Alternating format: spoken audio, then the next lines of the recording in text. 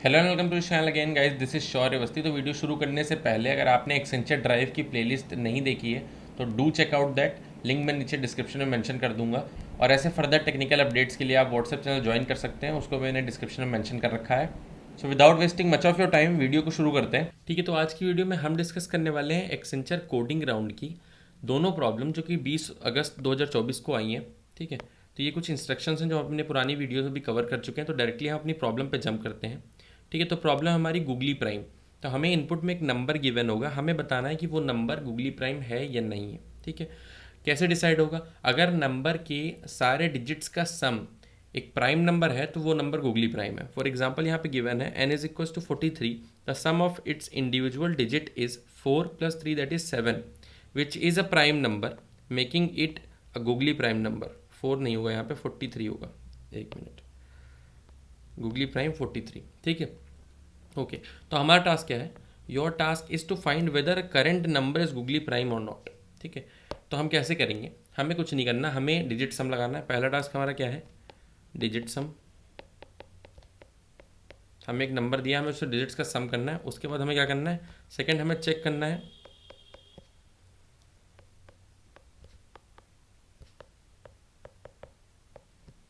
हमें चेक करना है कि वो जो सम है वो प्राइम है या नहीं है। ठीक है, तो काफ़ी सिंपल है। तो हम सिंपली क्या करेंगे, यहाँ पे डिजिट सम लगाएंगे। तो प्राइम तो मैं अपने कई पुरानी वीडियो में बता ही चुका हूँ, कोड में भी आपको एक्सप्लेन कर दूंगा। ठीक है, हम क्या करेंगे, जब तक हमारा, एक मिनट, यहाँ पे इसकी एल्गो क्या होगी? ठीक है, डिजिट सम की एल्गो देखते हैं। तो हम क्या करेंगे, जब तक हमारा जो नंबर है, लेट अस सपोज n है, ठीक है, जब तक वो हमारा ज़ीरो नहीं होता तब तक हम क्या करेंगे, हम सम में उसका हर एक डिजिट ऐड करेंगे पीछे से। n मॉडुलो 10 करेंगे तो लास्ट जो रिमाइंडर बचता है, यानी लास्ट डिजिट हमारा ऐड हो जाएगा। ठीक है, फिर उसके बाद हम कर देंगे n is equals to n/10। Clear?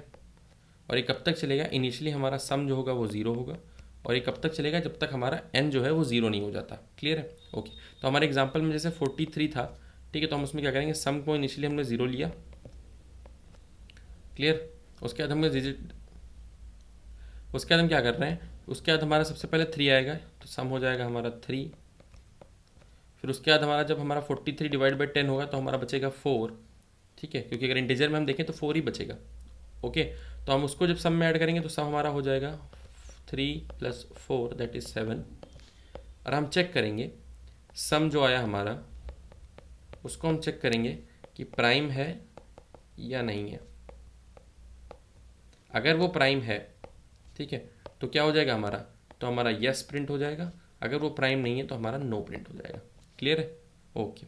ठीक है, तो एक बार हम इसका यहाँ पे कोड देख लेते हैं। सबसे पहले हमने क्या किया, हमने n जो नंबर था हमारा उसको हमने इनपुट में लिया, फिर सॉल्व फंक्शन में हमने उसको पास कर दिया। तो अब सॉल्व फंक्शन में हमको n आया है, ठीक है, इनपुट में। हमें क्या करना है, हम इनिशियली सम को जीरो से स्टार्ट कर रहे हैं और हम अपना डिजिट सम परफॉर्म कर रहे हैं यहाँ पे। क्लियर है? एक बार डिजिट सम हो जा रहा है उसके बाद हम इस प्राइम फंक्शन में डाल के चेक कर ले रहे हैं कि हमारा प्राइम है कि नहीं। अगर सम प्राइम है तो यस प्रिंट कर देंगे, एल्स केस में हम नो प्रिंट कर देंगे। ठीक है, इस प्राइम फंक्शन हमने नॉर्मली इंप्लीमेंट कर दिया है मैंने। ठीक है, आप चाहते हैं तो इसको ऑप्टिमाइज तरीके से भी इंप्लीमेंट कर सकते हैं। ठीक है, एक बार हम इसको रन करके देखते हैं।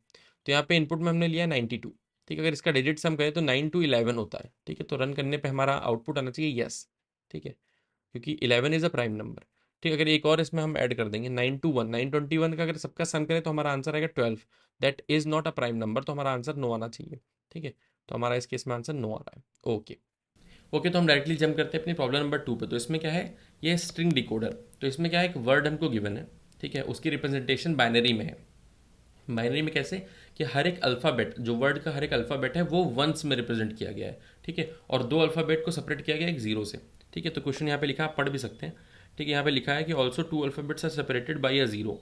ठीक है, अब जैसे ए है तो ए का रिप्रेजेंटेशन एक बार वन है, बी है तो दो बार वन, फिर सी है तो तीन बार वन, एंड सो ऑन। फिर जेड के लिए फाइनली 1 1 1 1.26 टाइम्स, 26 टाइम्स 1 1 लिखा जाएगा अगर हमें जेड को रिप्रेजेंट करना है। ठीक है, और सारे अपर केस अल्फ़ाबेट का रिप्रेजेंटेशन है यहाँ पे।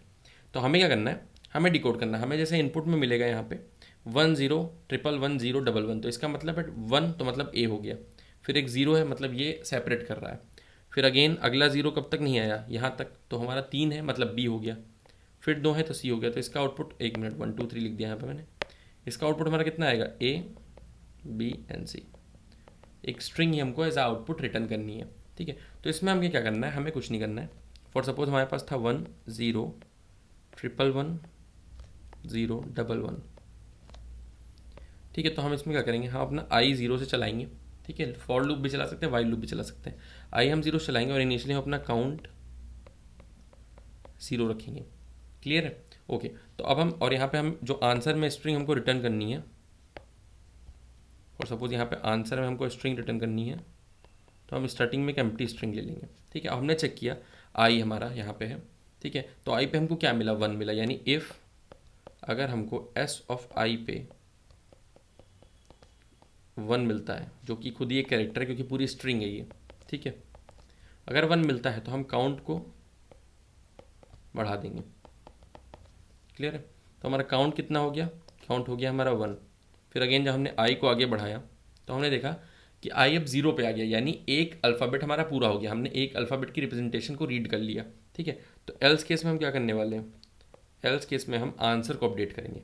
तो हम क्या करेंगे, आंसर में प्लस इक्वल्स टू हमें क्या पुश करना है, अगर हम देखें यहाँ पे आंसर में तो हमारा काउंट है 1, 1 का मतलब ए होता है। ठीक है, बट अगर हम इसका स्काई वैल्यू में देखें, ठीक है, तो हम अगर ऐसे लिख सकते हैं character A plus count. But यहाँ पे अगर हम देखें तो यहाँ पे अगर काउंट की वैल्यू 1 आएगी तो कैरेक्टर ए प्लस काउंट, तो ये तो हो जाएगा बी।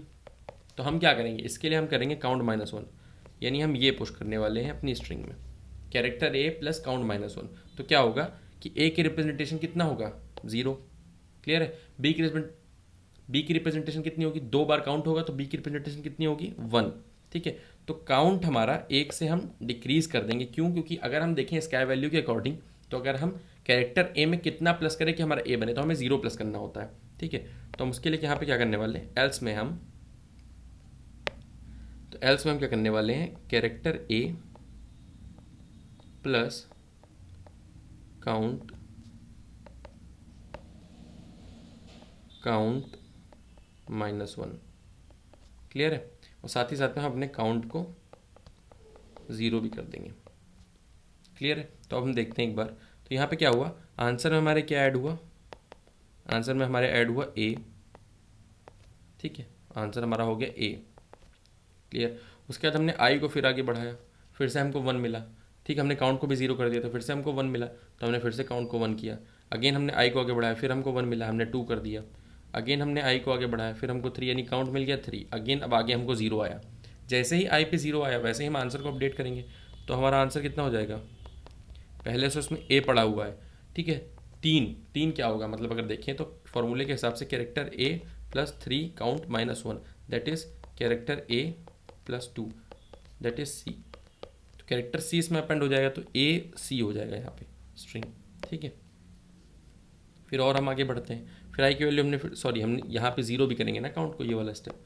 ठीक, उसके बाद आई की वैल्यू हमने और आगे बढ़ाई, फिर हमको 1 मिला तो हमने फिर इंक्रीमेंट किया, फिर हमने आगे बढ़ाया, फिर हमको 1 मिला, हमने फिर 2 कर दिया, और हम लूप से बाहर आ गए। लूप से बाहर आने के बाद, यानी जब यहाँ पे लूप ख़त्म हो जाएगा उसके बाद भी हम अपना आंसर को अपडेट करेंगे, क्योंकि कुछ हमारा एंड में पड़ा हुआ होगा काउंट में जब हम लूप से बाहर आएंगे। तो उसमें हम कैरेक्टर ए प्लस काउंट -1। ठीक है, हमने ये कर दिया। तो अब इसका मतलब क्या हुआ कि एंड में जो हमारे काउंट में पड़ा हुआ था वो भी हम अपेंड कर रहे हैं। तो हमारे काउंट में एंड में पड़ा हुआ था 2, तो हम क्या करेंगे, अब 2 को अगर हम फॉर्मूले के अकॉर्डिंग देखें तो क्या होगा, हमारा कैरेक्टर ए, एक minute, character A plus count है 2 -1, दैट इज ए प्लस 1, और ये कितना हो गया हमारा, ये हो गया बी। ठीक है, तो हमारे यहाँ पे बी अपेंड हो जाएगा आंसर में। ठीक है, और बी हमारा अपेंड होती है हम अपना रिटर्न कर देंगे आंसर। ठीक है, तो हमारा आंसर कितना आ जाएगा, हमारा आंसर आ जाएगा ए बी सी। क्लियर है? ठीक है, तो इसको हम इस लॉजिक से कंप्लीटली सॉल्व कर सकते हैं big O of n time में।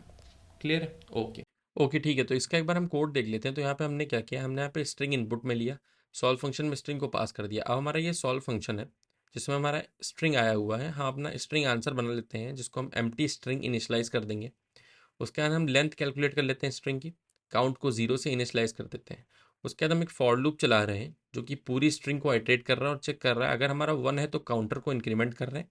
एल्स केस में क्या हमारा 0 मिलेगा, एल्स केस में तो अगर 0 मिल रहा है तो उस केस में हम काउंटर को अपने 0 कर दे रहे हैं वापस से, और जो उसके पहले काउंट हमारा आया था, ठीक है, उस नंबर का कैरेक्टर हम अपने आंसर में अपेंड कर ले रहे हैं, ठीक है, क्लियर है। उसके बाद एंड में जब हमारा फॉर लूप एंड कर जाएगा तो लास्ट में तो कोई जीरो लगा नहीं होगा, तो जो हमारा अकाउंट में बचा हुआ होगा उसको भी अपेंड करना है। तो हमने एंड में आंसर में लास्ट कैरेक्टर जो है उसको भी अपेंड कर लिया, फिर रिटर्न हम आंसर कर देंगे यहाँ से। ठीक है, तो इसको एक बार कोड करके देखते हैं। तो यहाँ पे हमने इनपुट लिया है, ठीक है, 3 टाइम्स 1 जीरो, फिर 1 टाइम 1, फिर जीरो, फिर 2 टाइम्स 1। तो इसमें अगर देखें तो CAB हमारा आंसर आना चाहिए। एक बार रन करके हम देखते हैं। ठीक है, ये CAB आंसर आ रहा है। Okay, so thank you so much for watching this video. अगर वीडियो पसंद आया तो वीडियो को लाइक करिए, चैनल पे नए हैं तो चैनल को सब्सक्राइब करिए, और ऐसे टेक्निकल वीडियो देखने के लिए बेल आइकन को दबाइए। मिलते हैं अपने अगली वीडियो में, तब तक के लिए बाय।